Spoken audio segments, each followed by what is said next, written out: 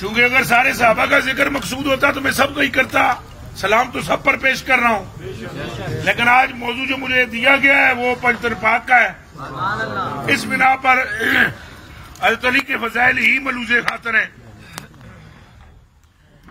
حضور فرماتے ہیں مولا پاک کے بارے میں، فرماتے ہیں محب کا محبی و محبی محب اللہ،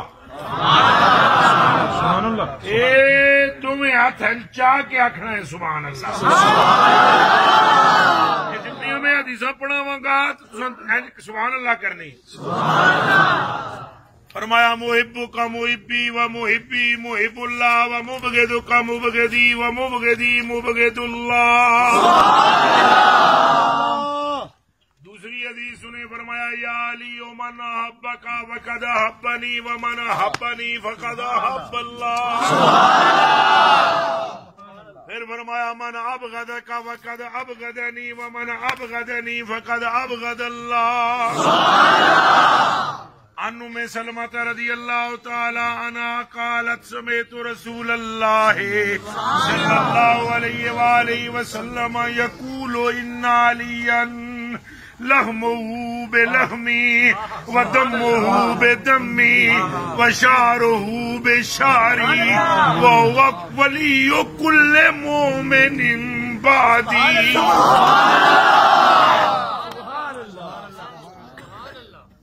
ذکر علی عبادت، النظر الى وجہ علی عبادت، ذکر علی یاکل الذنوب کما تاکل النار الخطبہ۔ بولو موچو سبحان اللہ۔ فرمایا علی کے چہرے کو دیکھنا عبادت ہے، اچھا بولو سبحان اللہ۔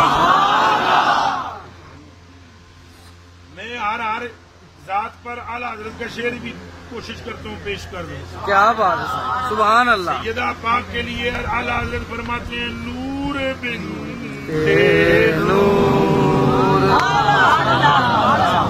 نور بنت نور زوجے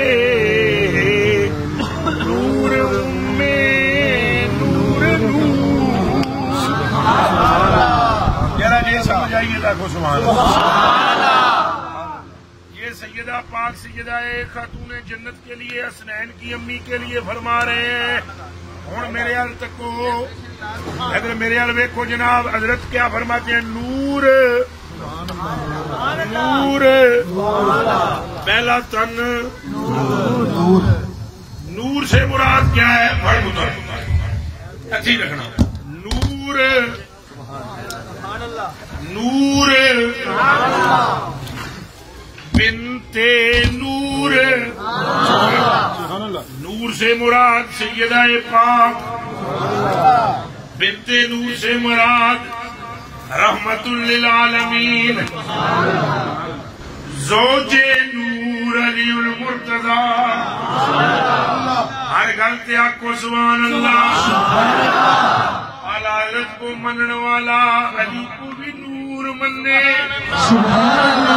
اعلیٰ حضرت کو ماننے والا، اعلیٰ حضرت کی تعلیمات سمجھنے والا حسن و حسین کو بھی نور مانے، اعلیٰ حضرت کی تعلیمات کو جاننے والا سیدہ کے وجود کو بھی نور مانے۔ پہلے عقیدہ ہوگا پھر پڑے گا نور بنت نور زوجے نور ام نور نور۔ نور کہاں آیا ہے کہ حسن پاک تو حسین پاک۔